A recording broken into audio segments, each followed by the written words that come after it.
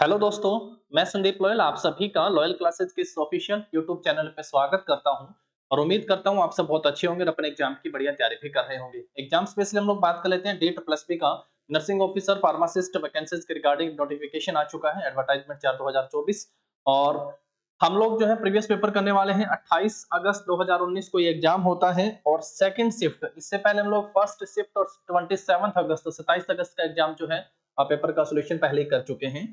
सबसे पहले एक इंपॉर्टेंट इन्फॉर्मेशन आप सबके लिए, वीडियो के डिस्क्रिप्शन में लिंक भी दिया हुआ है, नहीं तो आप सब जो है प्ले स्टोर से लॉयल क्लासेज एप्लीकेशन को डाउनलोड कर सकते हैं और वहां से आप सब जो है डीट प्लस बी के क्वेश्चन बैंक पर आधारित प्रीवियस पेपर पे मॉक टेस्ट और कंप्लीट जो है यहाँ से आप सब जो है कोर्स भी यहाँ से ले सकते हैं।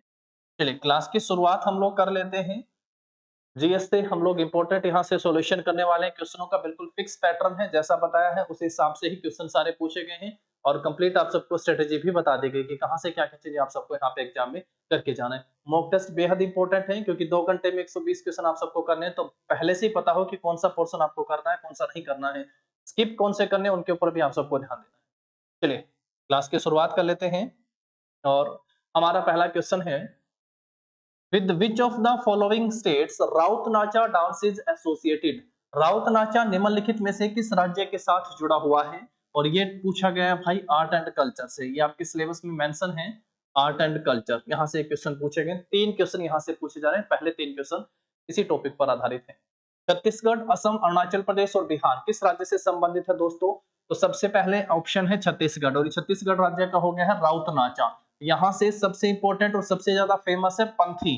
अगर आप सबसे पूछा जाए पंथी किस राज्य से है तो आंसर क्या कर दीजिएगा, छत्तीसगढ़ आप सबका आंसर आएगा। पंथी से आप एक उसके बाद ध्यान रखिएगा पांडवानी, अगर ये पूछे पंड्याणी या पंडवानी तो ये भी किस राज्य से संबंधित है, छत्तीसगढ़ राज्य से है। उसके बाद है सुआ और सेला, ये भी जरूर ध्यान रख लीजिएगा, सुआ और शैला ये किस राज्य से संबंधित लोक नृत्य के रूप है, तो आप सबका आंसर होगा ये छत्तीसगढ़ राज्य से संबंधित है। 4 और 5वें इस क्वेश्चन के में ही पूछा गया है राउत नाचा, तो आंसर क्या कर दीजिएगा, छत्तीसगढ़ जो होगा आप सबका सही आंसर होगा। असम से मैं पहले ही आप सबको बता चुका, बिहू बेहद इंपॉर्टेंट है, आपके एग्जाम में पूछा जा चुका। बगुरम्बा, बगुरम्बा जिसे बटरफ्लाई डांस के नाम से भी जाना जाता है, तितली नृत्य भी से कहा जाता है। और इस राज्य का एक क्लासिकल डांस है सत्रिया, सत्रिया इस राज्य का क्लासिकल डांस है, ध्यान रखिएगा ये भी बहुत इंपॉर्टेंट है। उससे पहले हम लोग अरुणाचल प्रदेश से आप सब पढ़ के आए थे, लोसार पूछा हुआ था, लोसार फेस्टिवल या लोसर फेस्टिवल महोत्सव के रूप में पूछा हुआ था। मैंने आप सबसे कहा था सिक्किम भी इसके लिए आप सब जरूर ध्यान रखिएगा, लद्दाख को भी जरूर ध्यान रख लीजिएगा, लेकिन अगर ऑप्शन में नहीं है तो आप सब जो है अरुणाचल प्रदेश पे वहां पे गएंगे, अरुणाचल प्रदेश फिर सही आंसर होगा। चलिए बिहार में छठ पूजा बेहद इंपॉर्टेंट है भाई, छठ पूजा।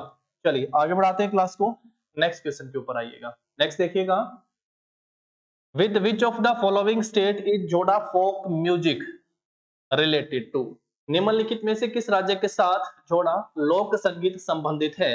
हिमाचल प्रदेश, आसाम, उत्तराखंड और गोवा। सही आंसर क्या हो जाएगा? इससे पहले आप सबको पता हो तो एक झूरी लोक या फोक म्यूजिक के साथ भी पेपर में क्वेश्चन पूछा गया था कि झूरी म्यूजिक जो है वो किस राज्य से संबंधित है। इससे पहले आप सबसे ये भी पूछा जा चुका कि किकली जो है ये किस राज्य से संबंधित है। एक मैं आप सबसे यहाँ से पूछ लेता हूँ, बाउल अगर आप सबसे पूछा जाए ये किस राज्य से संबंधित है, बाउल। ऐसा ही मिलता जुलता नाम अगर आप सबसे कभी पूछे कि हुड़का बाउल किस राज्य से संबंधित है, हुड़का बाउल अगर पूछे किस राज्य से संबंधित है तो क्या आप सबके आंसर आने वाले हैं? ये वो हैं जो सीधे एग्जाम में पूछे जाते हैं। मेरे साथ प्रैक्टिस करिएगा, इनको याद करने की कोशिश कीजिएगा। सबसे पहले इसकी बात कर लेते हैं, जोड़ा जो फोक म्यूजिक है ये किस राज्य से संबंधित है, तो आंसर क्या होगा, ये उत्तराखंड राज्य से संबंधित है। इस राज्य से है, उत्तराखंड से। झोरी म्यूजिक की अगर आप सबसे पूछा जाए तो आंसर क्या करिएगा, ये हिमाचल प्रदेश हो जाएगा। किकली जो है ये किस राज्य से है, तो आंसर करिएगा ये पंजाब राज्य से संबंधित है किकली। बाउल अगर आप सबसे पूछे तो वेस्ट बंगाल आंसर करना है, क्या मेरे दोस्तों, वेस्ट बंगाल। और अगर हुड़का बाउल अगर आप सबसे पूछेगा तो क्या आंसर करिएगा, उत्तराखंड। हुड़का बाउल अगर पूछेगा तो क्या होगा, उत्तराखंड। जैसे मैंने आप सबसे कहा कि अगर कभी आप सबसे पेपर में पूछा जाए कि संकीर्तन एक मार्शल नृत्य है ये किस राज्य से है, और अगर आप सबसे पूछा जाए कीर्तन ये किस राज्य से संबंधित है, तो क्या आंसर करिएगा आप सब यहाँ से, संकीर्तन जो है ये मणिपुर राज्य से संबंधित है। कौन सा, मणिपुर। जबकि कीर्तन अगर आप सबसे पूछा जाए एग्जाम में तो आंसर क्या करना है, वेस्ट बंगाल आंसर हो जाएगा। क्या ध्यान रखोगे दोस्तों? वेस्ट बंगाल आप सबका आंसर होगा। तो जो मिलते जुलते नाम के साथ हैं वो बहुत खास हैं, उनको आप सबको जरूर याद कर लेना है। क्या बताया? सबसे पहले इस क्वेश्चन ने पूछा कि झोड़ा म्यूजिक जो है वो किस राज्य से संबंधित है, तो आप सबका आंसर होगा उत्तराखंड से है। झोरी म्यूजिक पहले पूछा जा चुका है, ये हिमाचल प्रदेश का है। किकली पंजाब का है। बाउल बंगाल का है। कैसे याद रखोगे? बाउल बंगाल का है। बट हुड़का बाउल अगर आप सबसे पूछे तो आंसर होगा उत्तराखंड, ध्यान रखना है। ऐसे मैंने आप सबसे कहा संकीर्तन एक मार्शल नृत्य है, युद्ध नृत्य की फॉर्म है, ये मणिपुरी से हम लोग पढ़ के आते हैं, मणिपुरी क्लासिकल डांस में, तो उसी के अलग अलग विभिन्न शैलियों में। और कीर्तन अगर आप सबसे पूछेगा तो आंसर क्या कर दीजिएगा? बंगाल। चलो नेक्स्ट पे आओ। नेक्स्ट है आप सबका यहाँ पे Tekranai festival, which is a 10-day celebration signifying purification and sanctification, is associated with which of the following states? टेकरनई त्योहार जो कि शुद्धि और पवित्रता को दर्शाने वाला 10 दिनों का एक उत्सव है, इन निम्नलिखित में से किस राज्य के साथ जुड़ा हुआ है? आप सब जो है ना, जैसे हम लोग, मैंने आप सबसे भी कहा आर्ट एंड कल्चर में टॉपिक अगर आप सब देखें इसमें से क्या पेपर में पूछे जाते हैं, एक है आप सबका यहाँ पे डांस से, फोक डांस ज्यादा पूछा जा रहा है, फोक डांस, ठीक है, लोक नृत्य क्लासिकल डांस की बजाय। दूसरा अगर आप सब देखें यहाँ पे तो फोक म्यूजिक, लोक संगीत जो हो गए हैं, फोक म्यूजिक से पेपर में क्वेश्चन आ रहा है। और तीसरा जो है आप सब देखेंगे यहाँ से फेयर एंड फेस्टिवल, तो यहाँ पे फेस्टिवल से क्वेश्चन पूछा जा रहा है, fair and festival. Dance, folk dance और क्लासिकल डांस, तो D+B डांस में से क्वेश्चन आ रहे हैं यहाँ पे, फोक म्यूजिक से क्वेश्चन आ रहा है, और फेयर एंड फेस्टिवल, ये वो तीन हैं जो आपके पेपर में पूछे जा रहे हैं, ठीक है। सैक्रेनी 10 दिन तक मनाया जाता है। यहाँ पे क्वेश्चन और भी आता है कि ये जो त्योहार है ये किस ट्राइब के द्वारा, किस जनजाति के द्वारा मनाया जाता है। ट्राइब का नाम अगर पूछे तो वो भी आप सबको ध्यान रख लेना है। ट्राइब का नाम है अंगामी ट्राइब, अंगामी जनजाति के द्वारा ये नृत्य मनाया जाता है। किस राज्य से संबंधित है? सॉरी, महोत्सव है नागालैंड राज्य से संबंधित है। तो ऑप्शन क्या मार्क कर देंगे आप लोग यहाँ से? ऑप्शन जो होगा भैया ए सही आंसर हो जाएगा। फेस्टिवल है, इसको जरूर आप सबको ध्यान रख लेना है। अंगामी ट्राइब या अंगामी जनजाति के द्वारा नागालैंड में 10 दिनों तक शुद्धि और पवित्रता को दर्शाने वाला एक महोत्सव है नागालैंड का, सैक्रेनी। ऑप्शन क्या मार्क करना है भैया यहाँ से? ए सही आंसर आपका हो जाएगा। चलो नेक्स्ट क्वेश्चन के ऊपर आ जाओ। इसके बाद which of the following banks primarily focus on the development of MSME? MSME की फुल फॉर्म पूछ ले कभी तो ध्यान रखिएगा, एम से माइक्रो, एस से small and medium enterprise sector, MSME sector को डेवलप करने का जो है प्राइमरी उद्देश्य किस बैंक का है? पहला ऑप्शन है SBI, दूसरा है सिडबी, उसके बाद है नाबार्ड और RBI। आप कहें तो इसको इकोनॉमिक्स से भी कह सकते हैं, नहीं तो ये इंस्टीट्यूशन हो गए हैं, आप उस टॉपिक में भी इसको कंसीडर कर सकते हैं, इंस्टीट्यूशन। यहाँ से पेपर में दिया गया है आपके सिलेबस में कि ऑर्गेनाइजेशन एंड इंस्टीट्यूशन, यहाँ से एक क्वेश्चन आप सबसे पूछा जाना है। देखा गया दोस्तों, SBI state bank of India है, 1 जुलाई 1955 को इसका गठन होता है, 1 जुलाई 1955, मुंबई इसका मुख्यालय है। उसके बाद अगर कभी आप सबसे पूछा जाए सिडबी के बारे में, अब दो ऑप्शन है सिडबी और नाबार्ड, बैंक दो अलग कर लो यहाँ से, बैंक तो चारों ही है, लेकिन RBI जो है ये भारत का सेंट्रल बैंक है, RBI जो है ये भारत का सेंट्रल बैंक है, इसको बैंकों का बैंक भी कहते हैं। केंद्रीय बैंक अगर किसी देश का है भारत का तो ये सेंट्रल बैंक है RBI, इसको बैंकों का बैंक भी कहते हैं,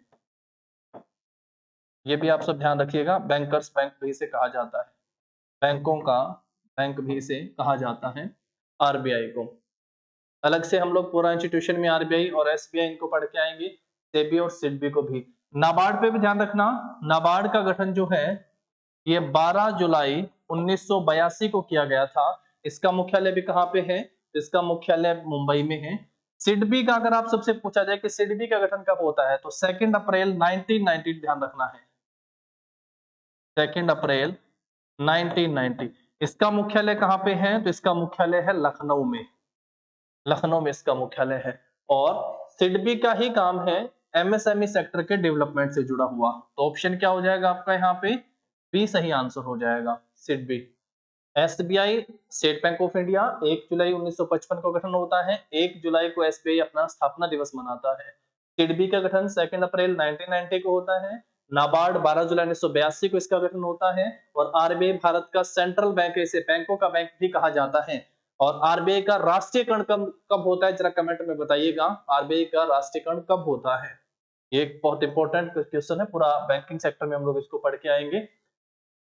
ऊपर वाला एसबीआई का मुख्यालय मुंबई है, सिडबी का लखनऊ में मुख्यालय है, नाबार्ड का मुंबई में है, और आरबीआई का चलो आरबीआई तो कंप्लीट मुझे बताइएगा, आरबीआई का हेडक्वार्टर कहाँ पे है? रीजनल हेडक्वार्टर भी है आरबीआई के, वो भी ध्यान रखना है। चलो नेक्स्ट पे आते हैं, यहाँ से एमएसएमई जो है इसके डेवलपमेंट का काम किसके पास है? सिडबी के पास है, इंस्टीट्यूशन में है अलग से ये। नेक्स्ट देखो यहाँ पे, which among the following is a tax that is lived on the basis of value, निम्नलिखित में से कौन सा ऐसा कर है जो मूल्य के आधार पर लगाया जाता है? मूल्य के आधार पर, कि जितना वैल्यूएशन है उस हिसाब से वो टैक्स इंपोज किया जाता है, उस टैक्स का नाम बताना क्या है? स्पेसिफिक ड्यूटी, विशिष्ट शुल्क, प्रोग्रेसिव टैक्स, आरोही कराधान, एक्सेसिव ड्यूटी, उत्पाद शुल्क, या एड वैलोरम टैक्स। तो एड वैलोरम है, इसके नाम में आता है वैल्यू बेस्ड। ऑप्शन क्या हो जाएगा? एड वैलोरम टैक्स जो है ये वैल्यू बेस्ड टैक्स आप इसे कह सकते हैं। इसका मतलब क्या हो गया है कि कितना ये टैक्स लगना है, ये चीज जो है इसको बोलते हैं ना अमाउंट। ये किस पर डिपेंड करेगा? Amount based on transaction. Amount based on transaction लिख लेंगे तो आप समझ जाएंगे। Amount on based on transaction या किसी प्रॉपर्टी, पर्सनल प्रॉपर्टी आप कह सकते हैं। तो उसके ऊपर जो टैक्स बेस्ड है उसको क्या कहा गया? एड वैलोरम टैक्स के नाम से इसे जाना गया है। तो एक डेफिनेशन है, और आपके एग्जाम में डेफिनेशन भर से यहाँ से क्वेश्चन पूछे जाते हैं भाई। लास्ट टाइम आपको पता है डायरेक्ट इनडायरेक्ट टैक्स पे क्वेश्चन पूछा गया था। डायरेक्ट टैक्स होता है जो सीधा सीधा जिसका भार आपके ऊपर पड़ता है, जो सीधा आपकी इनकम पे लगता है वो डायरेक्ट टैक्स हो गया है। और इनडायरेक्ट होता है जो आपके डायरेक्टली नहीं लग रहा है, अगर आप कोई चीज खरीद रहे हैं ना तो उस पे लग रहा है, तो हम उस कह देंगे कि sale tax is the example of indirect tax.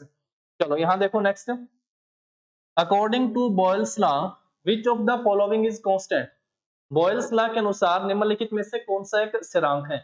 आपने दो नियम तो सुने होंगे, जैसे एक बॉयल्स है वैसे एक चार्ल्स लॉ, ये बहुत बार एग्जाम में पूछे जाते हैं भाई, बॉयल्स लॉ और चार्ल्स लॉ। तो बॉयल्स लॉ, बॉयल का मतलब होता है उबलना, और उबलता कब है? टेम्परेचर के कारण।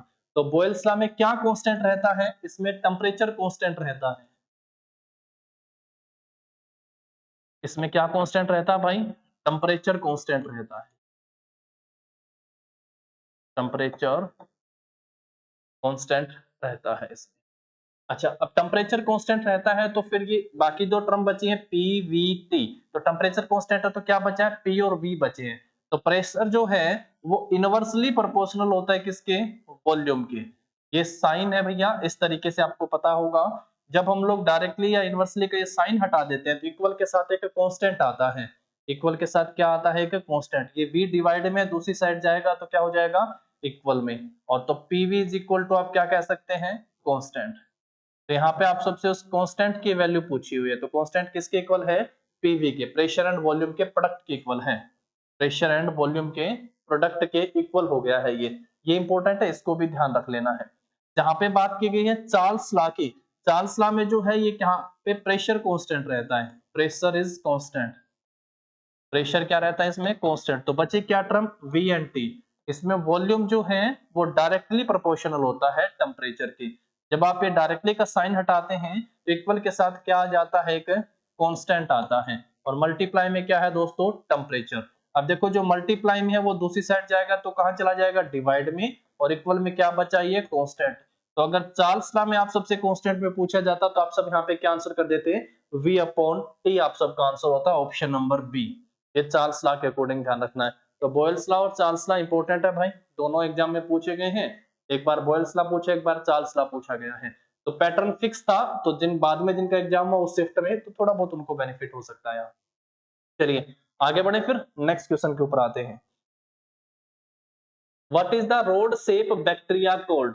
ये बायो का क्वेश्चन, ये तो आप सब इसका आंसर करिएगा। छड़ के आकार के जीवाणु को क्या कहा जाता है?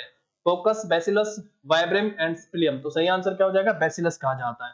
तो ये सिंपल जो है किंगडम से क्वेश्चन भी पूछे गए हैं, लास्ट टाइम आपने देखा। तो ये वाले बहुत आसान है, सीधा डेफिनेशन बेस्ड क्वेश्चन यहाँ से पूछे गए हैं। चलो नेक्स्ट क्वेश्चन के ऊपर आओ इसके बाद। Which of the following is the longest state of the world? निम्नलिखित में से कौन सा दुनिया का सबसे लंबा जलदम मरुमध्य है?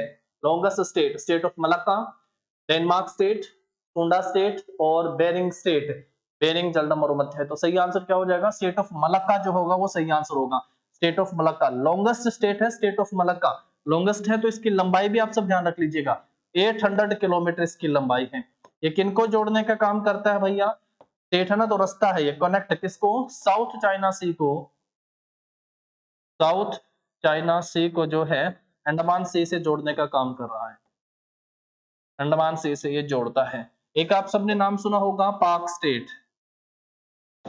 पाक स्टेट, पाक के जल डोमर मध्य, ये किसको जोड़ता है? ये तमिलनाडु में है, भारत और श्रीलंका को आपस में जोड़ने का काम करता है। इंडिया एंड श्रीलंका, पाक स्टेट भारत और श्रीलंका को आपस में जोड़ने का काम करता है।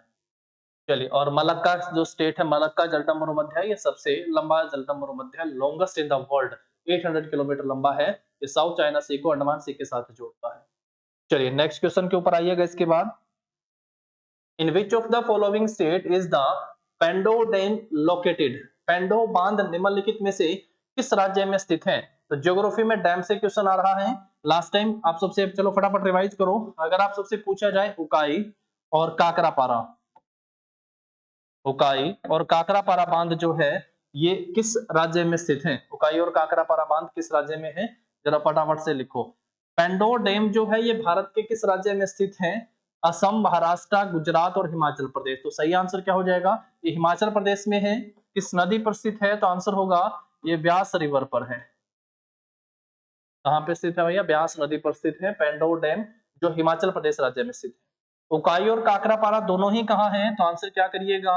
ये गुजरात में है। उकाई और काकरापारा गुजरात। अगर पूछा जाए नदी का नाम तो आंसर क्या होगा? ताप्ती, ताप्ती नदी पर स्थित है। उकाई और काकरापारा ताप्ती नदी पर स्थित है, गुजरात राज्य में है, ध्यान रख लेना है। चलो आगे बढ़ते हैं फिर नेक्स्ट क्वेश्चन के ऊपर आओ इसके बाद। In which of the following state is the Karakoram mountain range located? Karakoram पर्वत श्रृंखला निम्नलिखित में से किस राज्य में स्थित है? काराकोरम पर्वत श्रृंखला निम्नलिखित में से किस राज्य में स्थित है? दर्रे आप सबने सुने होंगे, कुछ एक है, जैसे मैं आप सबको बोलूं लिपुलेख, लिपुलेख, नीति और माना। जरा बताओ ये दर्रे जो हैं ये किस राज्य में स्थित हो गए हैं? उसके बाद है शिपकला या शिपकिला, रोहतांग, रोहतांग और बड़ा लाचा, बड़ा लाचा, ये किस राज्य में स्थित है? काराकोरम जो है ये किस राज्य में स्थित है? Karakoram mountain range Jammu and Kashmir में स्थित है। भारत और चाइना को जोड़ने का काम करता है, India and China. Meghalaya, Manipur, और मणिपुर में है भैया एक दर्रा जिसका नाम है तुजू दर्रा, तुजू दर्रा।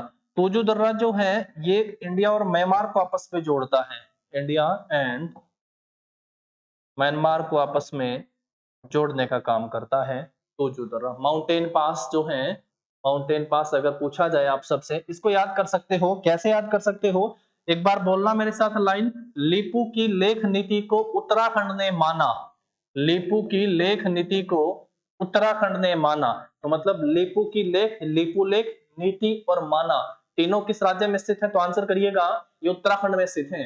उसके बाद है हिमाचल की शिव किला को रोहतांग ने बड़ा चाहा। एक बार ये लाइन बोल लीजिएगा, हिमाचल की शिव किला को रोहतांग ने बड़ा चाहा। तो बस फिर शिव किला, रोहतांग और बड़ा लाचा ये तीनों कहां पर है?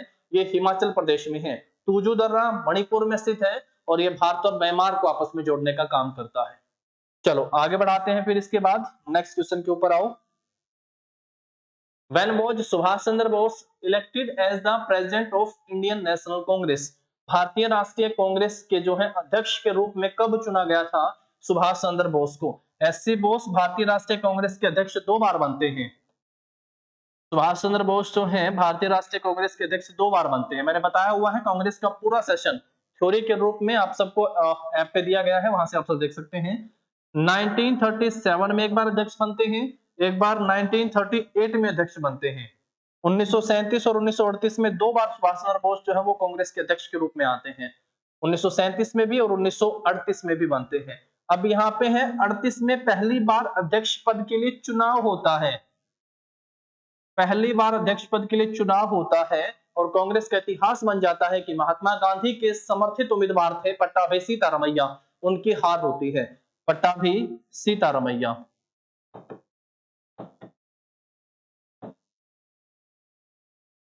पट्टाभी सीतारमैया ध्यान रखेंगे, इनकी हार होती है। मैंने कहा ना कांग्रेस का इतिहास बन जाता है, तो इनकी एक बुक है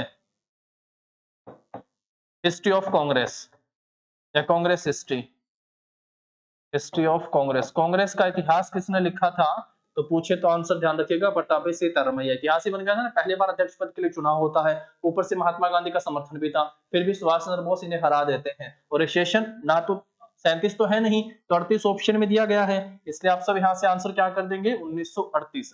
ऑप्शन जो होगा आपका यहाँ पे 20 का सही आंसर हो जाएगा 1938 में। अब अगर आप सबसे पूछा जाए ये सेशन हुआ कहाँ पे था, तो 1938 का सेशन हुआ था हरिपुरा में, और 1937 का कहां पे होता है त्रिपुरी। त्रिपुरी और हरिपुरा में हुए थे ये दोनों सेशन 1938 में जो है, 37 और 38 दोनों बार सुभाष चंद्र बोस जो है वो कांग्रेस के अध्यक्ष बनते हैं। दोनों आप सबको यहां से ध्यान रख लेने हैं।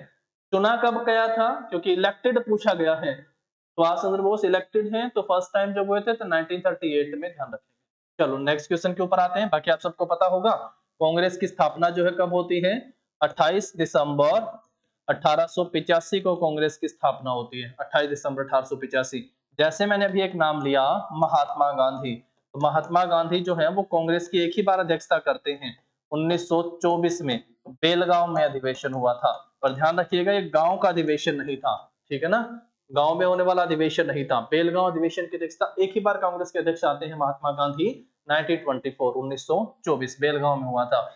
पहली बार इकलौता ऐसा अधिवेशन जो गांव में हुआ था तो फैजपुर में था, इसकी अध्यक्षता कौन करते हैं तो जवाहरलाल नेहरू इसकी अध्यक्षता करते हैं। चलो नेक्स्ट क्वेश्चन के ऊपर आ जाओ। इसके बाद Humayun was succeeded by dash, ये हिस्ट्री के बहुत जबरदस्त क्वेश्चन है भाई। मैंने आप सबको जीके पढ़ने के लिए कहा है और जीके को बहुत तसल्ली से आप सबको पढ़ के आना है। यहां से आगे बढ़ाएंगे, देखो सबसे पहले इस जी से क्या बनाया था, गुलाम वंश कहते हैं हिंदी में, इंग्लिश में कहेंगे स्लेव डायनेस्टी, स्लेव डायनेस्टी। के से बनाएंगे कौन सा भैया, खिलजी वंश, खिलजी डायनेस्टी। टी से क्या बनाएंगे, तुगलक वंश हो गया है, टी से तुगलक। एस से क्या होगा, एस से है सैयद, और एल से क्या बनेगा मेरे दोस्तों, लोधी डायनेस्टी। यह है क्रोनोलॉजी के हिसाब से, जीके को तसल्ली से पढ़ के आना है। गुलाम वंश का शासन जो है वो कब से कब तक रहा, तो आंसर करिएगा 1206 से लेके 1290 तक रहा। खिलजी वंश का शासन 1290 से लेके 1320 तक रहता है। तुगलक वंश का शासन 1320 से लेके 1398 तक रहता है। और एक पेपर में बड़ा इंपॉर्टेंट क्वेश्चन है, मैंने हमेशा इस पॉइंट पे पूरा फोकस करके आप सबसे कहा कि जब तैमूर भारत पर हमला करता है तो लगभग इस वंश का शासन समाप्त हो जाता है, तो तुगलक वंश का शासन समाप्त हो जाता है। और उसके बाद तुगलक यानी तैमूर का मैंने नाम लिया, तैमूर का ही सेनापति खिजर खान एक नए राजवंश की स्थापना करता है 1414 में, जो सैयद वंश के नाम से जाना गया, 1414 से 1451 तक। और लोधी वंश का शासन रहता है 1451 से लेकर 1526 तक। 1526 में क्या होता है, first battle of Panipat, Panipat का पहला युद्ध लड़ा जाता है, first battle of Panipat. Panipat का पहला युद्ध कब लड़ा गया था, 1526 में, 21 अप्रैल 1526। और किन का आगमन होता है, मुगलों का। मुगलों में अब क्रोनोलॉजी ध्यान रखना है, बी एच सबसे पहला अल्फाबेट याद कर लो भाज्य एक वर्ड के साथ। बी से यहां पे क्या बनाओगे दोस्तों, बी से हो गया है बाबर। एच से क्या ध्यान रखना है आप सबको, हुमायूं, एच से हुमायूं। ए से फिर क्या होगा, अकबर। जे से फिर क्या होगा, जहांगीर। एस से क्या होगा, शाहजहां। ओ से क्या होगा दोस्तों, औरंगजेब। वैसे ए यू की स्पेलिंग है लेकिन आप ओ से याद रख सकते हो, औरंगजेब, ये ध्यान रखना है। ये बिल्कुल क्रोनोलॉजी के हिसाब से यहीं से क्वेश्चन पूछा है। बाबर का शासन जो है वो कब से कब तक रहा, 1526 से लेके 1530 तक। हुमायूं का शासन जो है वो भैया बड़ा मुश्किल भरा रहा था, बीच में शेरशाह सूरी का शासन आ जाता है। यहाँ पे एक बड़ा इंपॉर्टेंट युद्ध लड़ा गया था, बैटल ऑफ चौसा, बहुत खास है बैटल ऑफ चौसा। तो वैसे हम लोग लिख सकते हैं कि 1530 से लेके 1556 तक। अकबर का शासन जो है वो 1556 से लेके 1605 तक रहा। जहांगीर का शासन जो है मेरे दोस्तों 1605 से लेके 1627 तक रहा। शाहजहां का शासन जो है वो 1627 से लेके 1657 तक रहा। औरंगजेब का शासन 1658 से लेके 1707 तक रहा। औरंगजेब जो है वो अंतिम शक्तिशाली शासक था मुगल वंश का, लास्ट पावरफुल मुगल रूलर। अगर पूछे कभी तो आंसर करिएगा औरंगजेब, और अगर पूछे last Mughal ruler, last Mughal ruler, तो आंसर क्या होगा? बहादुर शाह जफर, बहादुर शाह द्वितीय या फिर बहादुर शाह जफर का नाम ध्यान रखिएगा। अब आप कहेंगे कितनी सब डेट है ये याद कैसे होंगी? बस आप हम लोग प्रैक्टिस इतनी बार कर लेंगे ना, थ्योरी की क्लास अलग से करेंगे, पहले थ्योरी के बाद थ्योरी में याद करवाएंगे, उसके बाद जो है एमसीक्यू की प्रैक्टिस करेंगे, प्रीवियस क्वेश्चनों को करेंगे, ये चीजें आप सबके माइंड में सेट हो चुकी होंगी, इसकी चिंता ना करें आप सब। मैं कहना चाह रहा हूं इस क्वेश्चन से कि ये आपके एग्जाम में पूछा गया और बिल्कुल क्रोनोलॉजी के हिसाब से आप सबको याद रखना है। तो पूछा है कि हुमायूं के बाद कौन आया था, हुमायूं ने किसको सक्सीड करा था? तो बाबर के बाद आया था, तो ऑप्शन क्या हो जाएगा आपका? बाबर। ठीक है भाई, ये ध्यान रख लेना है आपको। चलो आगे बढ़ाते हैं फिर क्लास को, नेक्स्ट पे आते हैं। बाबर, बाबर के बाद हुमायूं, हुमायूं के बाद अकबर, उसके बाद फिर जहांगीर, फिर शाहजहां, उसके बाद औरंगजेब। औरंगजेब अंतिम शक्तिशाली शासक था मुगल वंश का, last powerful ruler of Mughal dynasty, and last Mughal ruler of या लास्ट मुगल रूलर पूछे आप सबसे, देन आंसर बहादुर शाह जफर। 1857 1857 की क्रांति में, 1857 की क्रांति के बाद जो है इसे रंगून भेजा जाता है बहादुर शाह जफर को, और वहां पे इसकी मृत्यु हो जाती है 1861 में। नेक्स्ट है when was the battle of Chausa fort, Chausa का युद्ध जो है वो कब लड़ा गया? अब यही हुमायूं की पीरियड के साथ क्वेश्चन जो है ये आता है। जैसे हुमायूं की बात हम लोग कर रहे थे, यहां से इस टॉपिक को समझिएगा। हुमायूं शासक बनता है 1530 में, 39 तक कोई दिक्कत नहीं होती है। एक समय आता है 1539 का एक युद्ध लड़ा जाता है, एक युद्ध लड़ा जाता है फिर 1540 का, एक युद्ध फिर हुमायूं लड़ता है 1555 में। ये तीनों युद्ध जो है हुमायूं के द्वारा लड़े जाते हैं, 1539 में, 1540 में और 1555 में। तीन युद्ध लड़े जाते हैं, इनमें से दो युद्ध हुमायूं हार जाता है, दो युद्ध हुमायूं हार जाता है और एक युद्ध हुमायूं जीतता है। 1540 में लड़ा गया था battle of Chausa, battle of Chausa. तो चौसा का युद्ध कब लड़ा गया था? 1539 में। 1540 में जो है बैटल ऑफ कन्नौज या बिलग्राम का युद्ध बोलेंगे, या बैटल ऑफ कन्नौज बोल देते हैं, कन्नौज का युद्ध। जबकि 1555 में लड़ा गया था बैटल ऑफ सरहिंद, सरहिंद का युद्ध, बैटल ऑफ सरहिंद।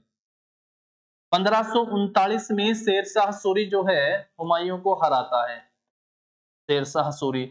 और 1540 में कन्नौज के युद्ध में मुगलों के हाथ से सत्ता निकल जाती है और नए राजवंश आ जाता है भाई यहाँ पे, सूर डायनेस्टी, सूरवंश, शेरशाह सूरी का शासन रहता है। 1545 में शेरशाह सूरी की मृत्यु हो जाती है, कलिंजर के किले के दौरान जो है इसकी विजय, उसका जब जा रहा था विजय अभियान पर, तो उसकी मृत्यु हो जाती है उस दौरान। सिकंदर सूरी जो हुआ, सिकंदर सूरी, सिकंदर सूरी से वापस से सत्ता पा लेता है बैटल ऑफ सरहिंद में हरा कर हुमायूं।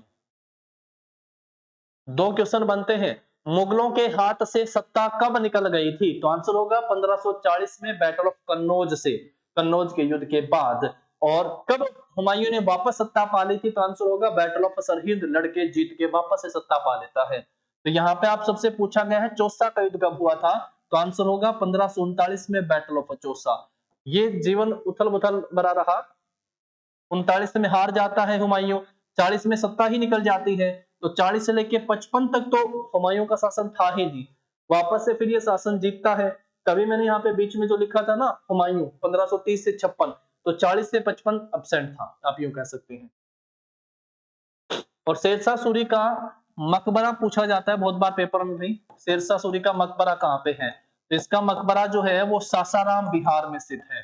शेरशाह सूरी का मकबरा कहाँ पे है? सासाराम बिहार में शेरशाह सूरी का मकबरा स्थित है।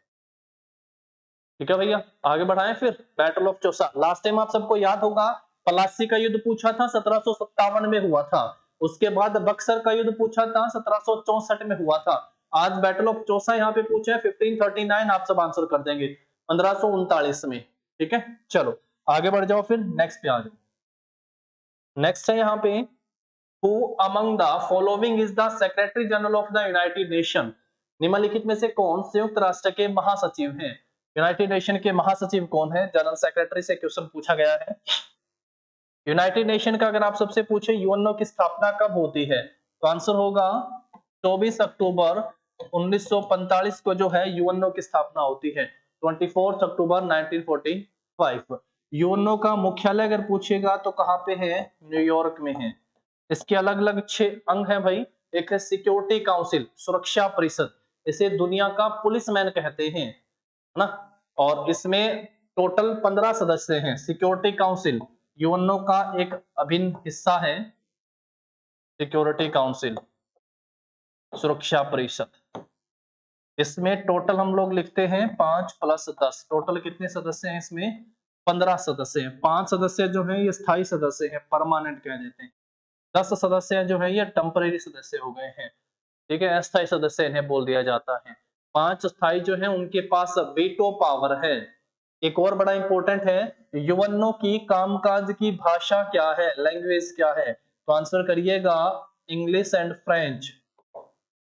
इंग्लिश एंड फ्रेंच जो है कामकाज की भाषा, ध्यान रखेंगे। इसके अलावा 4 अन्य भाषाओं को मान्यता प्राप्त है। कौन सी है? सी चाइनी, ए से अरबी, आर से रसियन और एस से स्पेनिश। इन भाषाओं को भी मान्यता प्राप्त है। और कौन महासचिव है? Antonio Guterres. ऑप्शन क्या होगा? सी सही आंसर हो जाएगा, ठीक है। हाँ, जब कभी भी हम लोग, चलो अभी जब हम लोग इंस्टीट्यूशन एंड ऑर्गेनाइजेशन का टॉपिक पढ़ेंगे उस समय आप सबको बता दूंगा कि करंट में कौन क्या क्या है। तो करंट वाला टॉपिक जरूर ध्यान रखिएगा। यहाँ से पता चला है क्वेश्चन पूछा क्या गया था। Bhanu Athaiya won an Oscar in 1982. She was a and dash. Bhanu Athaiya ने 1982 में एक ऑस्कर जीता था। वो एक क्या थी भाई? एक्ट्रेस थी, अभिनेत्री, फिल्म निर्माता, कॉस्ट्यूम डिजाइनर और ध्वनि डिजाइनर यानी साउंड डिजाइनर। तो भानु अथैया ने जो है गांधी फिल्म गांधी के लिए जो है इनकी कॉस्ट्यूम डिजाइन के लिए, कॉस्ट्यूम डिजाइन के लिए जो है इनको ऑस्कर दिया गया था। सबसे पहला ऑस्कर मिलता है और ये क्या थी भैया? कॉस्ट्यूम डिजाइनर थी। तो ऑप्शन क्या होगा आपका यहाँ पे? सी इस क्वेश्चन का सही आंसर हो जाएगा। अभी हाल ही में ऑस्कर आप सबको पता होगा RR मूवी के नाटू नाटू नाचो नाचो नाटू नाटू सॉन्ग को जो है ऑस्कर पुरस्कार दिया गया है, ठीक है। चलो नेक्स्ट पे आते हैं। Which amendment established National Commission for Backward Classes? किस संशोधन ने पिछड़े वर्ग के लिए एक राष्ट्रीय आयोग की स्थापना की थी? पिछड़े वर्ग के लिए एक राष्ट्रीय आयोग की स्थापना की गई थी। किस संशोधन के तहत ऐसा हुआ था? National commission for backward class. सबसे पहले इसका स्थापना किया गया था भाई 1993 में, लेकिन इसको कॉन्स्टिट्यूशनल स्टेटस कब प्राप्त हुआ? पूछना ये चाह रहा है। कॉन्स्टिट्यूशनल स्टेटस, संवैधानिक दर्जा जो है वो कब दिया गया था? तो आप यूं कह सकते हैं इसके तहत भैया national commission for backward classes के लिए एक आर्टिकल है 338 बी, ये अनुच्छेद है, ये ऐड किया गया था। एक संविधान संशोधन हुआ था। ये संशोधन होता है 102वां 102 अमेंडमेंट, 102वां संविधान संशोधन हुआ था। और इसके ये कब, ये आप यूं कह सकते हैं एक्टिव होता है, जो कॉन्स्टिट्यूशनल स्टेटस या फोर्स में फोर्स बोलते हैं ना, कब लागू हुआ था, तो वो भी आप ध्यान रख सकते हो। 11 अगस्त 2008 2008 ध्यान रखना है। 102वां संविधान संशोधन, ठीक है। तो 338 बी जो है इसके तहत ऐड किया गया था। National commission for backward classes सबसे पहले 1993 में एस्टेब्लिश होता है। इसको कॉन्स्टिट्यूशनल स्टेटस कब दिया गया था? तो वो आप ध्यान रख सकते हैं 102वें संविधान संशोधन के तहत क्या हुआ था। 338 बी एक आर्टिकल इसमें ऐड किया गया था। एससी आयोग है, एसटी आयोग है और पिछड़ा अन्य पिछड़ा आयोग हो गया, ओबीसी आयोग हो गया। 338 ए, 338 बी और 340 ये तीनों ध्यान रखेंगे, ठीक है। एससी आयोग, एसटी आयोग और फिर ओबीसी में, ठीक है। चलो यहां से हमारा हो गया है ऑप्शन नंबर बी सही आंसर। नेक्स्ट पे आते हैं। इसके बाद the concept of fundamental duties of Indian constitution is borrowed from the constitution of dash. भारतीय संविधान के मौलिक अधिकारों को निम्नलिखित में से किस देश के संविधान से लिया गया है? बोरोविंग फीचर बहुत इंपॉर्टेंट टॉपिक है। भारतीय संविधान को आपके सिलेबस में अलग से मेंशन किया गया और यहाँ से क्वेश्चन पूछा जाना है भाई, क्या लिया गया है। जर्मनी से एक इंपॉर्टेंट पॉइंट आता है, जो आपके फंडामेंटल राइट होते हैं ना, फंडामेंटल राइट, मौलिक अधिकार, ये सस्पेंड रहेंगे ड्यूरिंग इमरजेंसी। सस्पेंशन इनका, सस्पेंशन ड्यूरिंग इमरजेंसी। इसको याद कैसे रख सकते हो भाई, हिटलर का राज था, है ना, जर्मनी में, और वहां मौलिक अधिकारों की बात तो हो ही नहीं सकती। तो जर्मनी से क्या लिया गया है, मौलिक अधिकारों का सस्पेंशन रहेगा ड्यूरिंग इमरजेंसी। ठीक है। अमेरिका से लिए गए हैं मौलिक अधिकार, मौलिक अधिकार जो है वो लिए कहां से गए हैं, अमेरिका से लिए गए हैं। ब्रिटेन से पहले पढ़ के आ चुके हैं सिंगल सिटीजनशिप, एकल नागरिकता का प्रावधान, सिंगल सिटीजनशिप, ये कहां से ली गई है, एकल नागरिकता, ब्रिटेन से।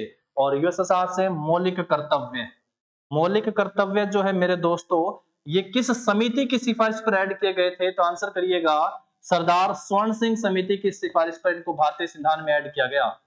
सरदार स्वर्ण सिंह समिति की सिफारिश पर कब ऐड किया गया था, कौन सा संशोधन हुआ था, 42वां संशोधन हुआ था, 42nd अमेंडमेंट, 42वां संशोधन कब होता है, 1976 को, 1976 में। और टोटल मौलिक अधिकार जो 42वें संशोधन के तहत ऐड किए गए थे वो उस समय 10 थे, आज इनकी संख्या 10 + 1 आप कह सकते हो 11 हो गई है। टोटल कितने, 11। और 11वां मौलिक अधिकार जो है ये कब ऐड किया गया था, जरा कमेंट करके मुझे बताओ, कब ऐड किया गया था, बताना है आप सबको। मौलिक कर्तव्य जो है ये कहां से लिए गए थे, रूस से लिए गए थे। कब ऐड किए गए थे, 42वें संविधान संशोधन वर्ष 1976 के तहत पहली बार इनको ऐड किया गया था। 6 से 14 वर्ष के बच्चों को शिक्षा दिलवाना अभिभावक और जो गार्जियन है उनका मौलिक कर्तव्य है, तो ये 11वां था, इसको बाद में ऐड किया गया था 86वां संविधान संशोधन वर्ष 2002। सरदार स्वर्ण सिंह समिति की सिफारिश पर ऐड किया गया। इन चारों के मैंने एक एक बताए। जर्मनी से क्या लिया गया है कि मौलिक अधिकार सस्पेंड रहेंगे ड्यूरिंग इमरजेंसी। अमेरिका से क्या लिए गए हैं, मौलिक अधिकार। ब्रिटेन से सिंगल सिटीजनशिप, ध्यान रख सकते हो। Union of Soviet Socialist Republics, Soviet समाजवादी गणतंत्रों का संघ जिसे आज रसिया कहा जाता है, यहां से क्या लिए गए हैं, मौलिक कर्तव्य। तो आपका ऑप्शन जो होगा डी सही आंसर हो जाएगा। चलो आगे बढ़ाते हैं, नेक्स्ट पे आ जाओ। The dash schedule of the Indian Constitution contains the forms of oath और affirmation। भारतीय संविधान की डैश अनुसूची में शपथ या पुष्टि के प्रपत्र शामिल हैं। जो कॉन्स्टिट्यूशन में बात की जा रही है शेड्यूल की, तो टोटल जो शेड्यूल हैं पहले कितने थे, 8, उसके बाद 4 अलग से ऐड किए गए थे भारतीय संविधान में संशोधन अमेंडमेंट करके। तो अब टोटल कितने हैं, 12, और मूल संविधान में पूछे तो 8 थे। सबसे पहला जो सबसे पहला अनुसूची या आप सबसे पूछेगा भाग या अनुच्छेद, तो वो संघ और राज्य से संबंधित है। 2 नंबर अनुसूची जो है, सेकंड नंबर, आप यूं कह सकते हैं जो भी ऑफिशियल हैं, जो पब्लिक ऑफिशियल हैं, जैसे जजेस हैं, प्रेसिडेंट हैं, अध्यक्ष है, इनकी सैलरी से संबंधित हैं। सेकंड किससे संबंधित है, सैलरी से। तीसरे नंबर पे जो है वो किससे संबंधित है, शपथ से संबंधित है। चौथा जो है ये किससे संबंधित है, जो भारत में अपर हाउस है जिसे क्या कहा जाता है, राज्यसभा। तो राज्यसभा में राज्यों का प्रतिनिधित्व, कितनी सीटें कहां से हैं, राज्यसभा में राज्यों का प्रतिनिधित्व आप कह सकते हैं, प्रतिनिधित्व यहां से क्वेश्चन ये हो गया भैया चौथे नंबर पे।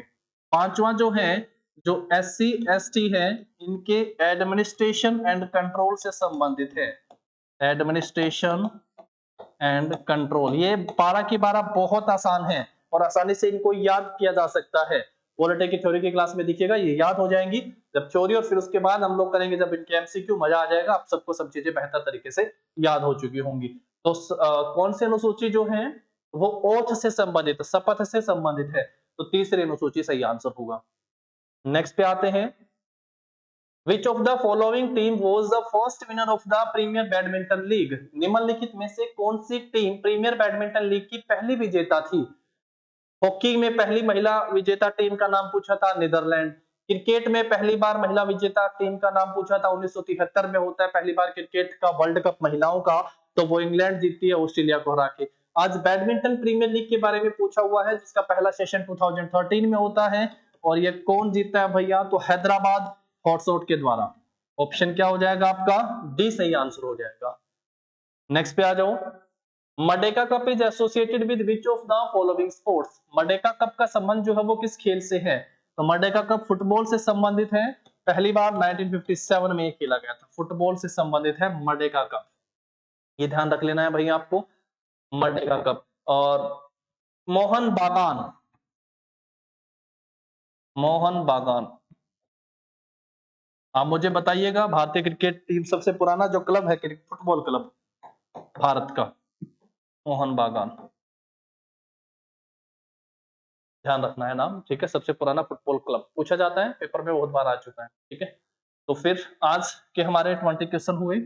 नेक्स्ट सेशन में मिलेंगे नेक्स्ट क्लास के साथ। तब तक आप सब जो अपने दोस्तों के साथ इसको शेयर कर दीजिएगा वीडियो को जाते जाते, और वैल्यूएबल कमेंट कर दीजिएगा, और लॉयल क्लासेस एप्लीकेशन को डाउनलोड करके आप सब वहां से कोर्स को ज्वाइन भी कर सकते हैं। मिलते हैं नेक्स्ट सेशन में, तब तक के लिए पढ़ते रहिएगा, देखते रहिएगा। आप सबको आपके एग्जाम के लिए all the very best. Thank you.